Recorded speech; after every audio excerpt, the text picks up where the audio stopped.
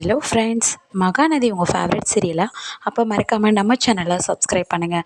மகாநதி இனி வரும் எபிசோடில் நம்ம ராகினி எப்படா நம்ம காவேரியை பழி வாங்குறதுன்னு வெயிட் பண்ணிகிட்ருக்காங்க. அப்போ விஜய் ஏதோ எலக்ட்ரிஷியன் கிட்ட சீக்கிரமே வேலையெல்லாம் முடிச்சிருங்கிறாங்க. ஓகேன்னு சொல்கிறாங்க.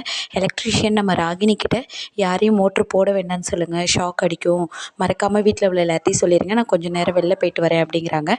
ஓகேன்னு சொல்கிறாங்க. உடனே ராகினி இதுதான் உன்னை பழி வாங்குற நேரம்னு நினச்சிட்டு மேலே போய் பைப் லைனை ஆஃப் பண்ணிடுறாங்க. வீட்டில் வேலை செய்கிறவங்க பைப்பை ஓப்பன் பண்ணுறாங்க, தண்ணி வரல.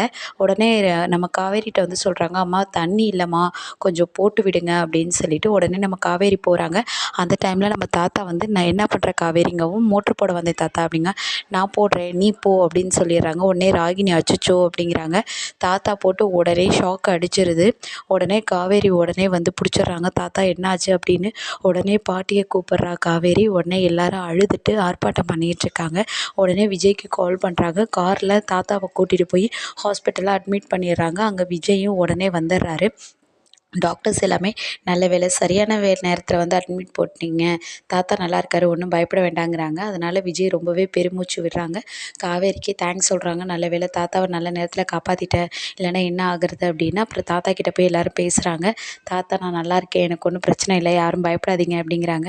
அப்புறம் உடனே தாத்தாவை வீட்டுக்கும் கூட்டிகிட்டு வந்துடுறாங்க. கூட்டிகிட்டு வந்து கம்ப்ளீட்டாக ரெஸ்ட் எடுக்க சொல்கிறாங்க. ஆனால் தாத்தா அதை கேட்குற மாதிரி இல்லை. உடனே காவேரி விஜயும் கம்பல் பண்ணதுனால சரி ஓகே நீங்கள் சொல்கிறதெல்லாம் நான் கேட்குறேன், மெடிசன்ஸ் எடுத்துக்கிறேங்கிறாங்க. அப்புறம் காவேரி ஃபேமிலியில் உள்ள எல்லோரும் வந்து தாத்தாவை பார்க்குறாங்க.